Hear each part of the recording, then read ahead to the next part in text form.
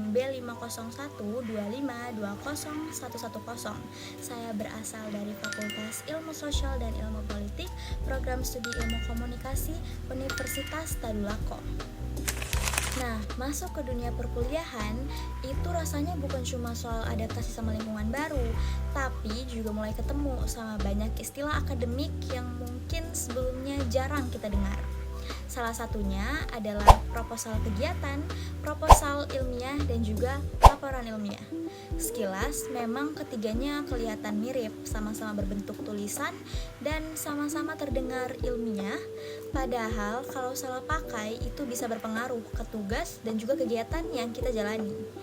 Nah, lewat video ini saya mau mengajak kalian semua untuk mengenal lebih dekat dengan pengertian, ciri-ciri, sistematika, kegunaan, persamaan, dan juga perbedaan dari ketiga dokumen tersebut. Tentunya dengan bahasa yang lebih mudah dipahami, khususnya untuk kita sebagai mahasiswa baru. Baik, kita akan mulai dari yang paling sering ditemui dulu, yaitu proposal kegiatan. Apa itu proposal kegiatan? Proposal kegiatan adalah rencana tertulis tentang kegiatan yang akan dilaksanakan. Sebagai mahasiswa, proposal ini biasanya kita pakai untuk kegiatan UKM, himpunan, kepanitiaan acara, atau event kampus. Isinya itu menjelaskan apa kegiatan yang mau dilakukan, alasan kegiatan itu diadakan, waktu dan tempat pelaksanaan, serta kira-kira anggaran yang dibutuhkan itu berapa.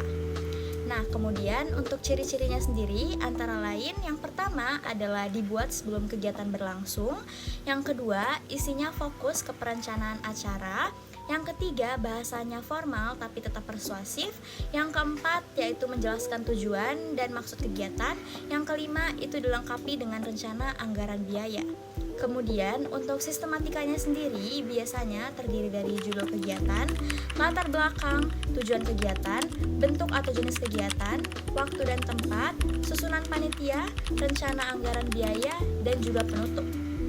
Nah, kemudian untuk kegunaannya sendiri yaitu mengajukan izin pelaksanaan kegiatan, kemudian mengajukan dana atau sponsor, dan yang terakhir adalah menjadi panduan pelaksanaan acara. Nah, selanjutnya kita akan membahas proposal ilmiah atau yang sering disebut juga proposal penelitian. Apa itu proposal ilmiah? Proposal ilmiah adalah rancangan penelitian yang dibuat sebelum penelitian itu dilakukan. Biasanya proposal ini mulai kita temui saat tugas metodologi penelitian atau saat skripsi nanti. Di dalamnya itu dijelaskan masalah yang diteliti, tujuan penelitian, teori pendukung, dan metode penelitian yang akan digunakan. Kemudian masuk ke ciri-ciri antara lain yaitu bersifat ilmiah dan objektif, yang kedua berdasarkan teori dan sumber terpercaya, yang ketiga menggunakan bahasa akademik, yang keempat ada metode penelitian yang jelas, dan yang terakhir dibuat sebelum penelitian itu dilakukan. Kemudian masuk ke sistematikanya yang umumnya meliputi judul penelitian, latar belakang, rumusan masalah, tujuan penelitian, manfaat penelitian, tinjauan pustaka, metode penelitian, jadwal penelitian, dan daftar pustaka. Kemudian yang terakhir adalah apa kegunaannya. Kegunaannya sendiri yaitu menjadi rencana dan pedoman penelitian, kemudian mengajukan persetujuan penelitian, dan yang terakhir menunjukkan penelitian yang dilakukan itu layak dan pastinya terarah. Nah, terakhir kita akan masuk ke laporan ilmiah. Apa itu laporan ilmiah? Laporan ilmiah adalah dokumen tertulis yang dibuat setelah penelitian atau kegiatan selesai dilakukan. Kalau proposal itu adalah sebuah rencana, maka laporan ilmiah ini isinya adalah hasil dari apa yang sudah dikerjakan. Laporan ilmiah menyajikan proses, data, hasil, dan kesimpulan secara sistematis. Nah, untuk ciri-cirinya sendiri antara lain yang pertama yaitu berdasarkan data dan fakta nyata, yang kedua disusun secara objektif, yang ketiga menggunakan bahasa ilmiah, yang keempat ada bagian hasil dan pembahasan, dan yang terakhir yaitu dibuat setelah kegiatan atau penelitian itu selesai.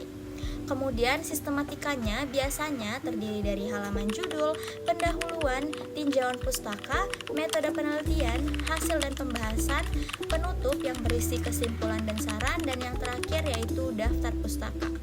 Kemudian ada kegunaannya. Kegunaan laporan ilmiah sendiri yaitu melaporkan hasil penelitian atau kegiatan, kemudian menjadi bukti bahwa kegiatan telah dilaksanakan, dan yang terakhir yaitu menyampaikan temuan secara ilmiah. Baik, setelah saya menjelaskan mengenai 3 dokumen tersebut, saya akan masuk kepada persamaan dan juga perbedaannya. Untuk persamaannya yaitu sama-sama merupakan dokumen tertulis, kemudian menggunakan bahasa formal atau akademik, lalu disusun secara sistematis, dan terakhir itu digunakan dalam kegiatan akademik. Nah, untuk perbedaannya sendiri itu bisa dilihat dari waktu penyusunan. Untuk proposal kegiatan dan juga proposal ilmiah itu dibuat sebelum kegiatan atau penelitian itu berlangsung. Nah, untuk laporan ilmiah sendiri itu dibuat setelah kegiatan atau penelitian itu selesai. Kemudian bisa dilihat dari tujuan. Untuk proposal kegiatan itu memiliki tujuan merencanakan dan mengajukan kegiatan. Dan untuk proposal ilmiah itu memiliki tujuan merancang penelitian.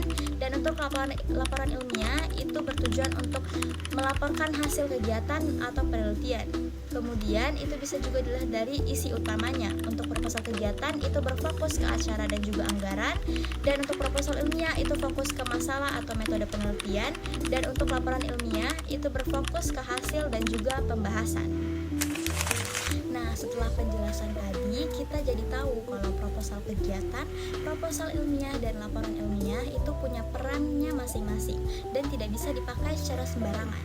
Sebagai mahasiswa baru, ini adalah pemahaman yang penting supaya kita bisa lebih rapi dan tepat dalam mengerjakan tugas. Semoga video ini bermanfaat dan bisa jadi gambaran awal untuk dunia akademik yang akan kita jalani nanti. Kurang lebihnya mohon maaf. Assalamualaikum warahmatullahi wabarakatuh. Terima kasih.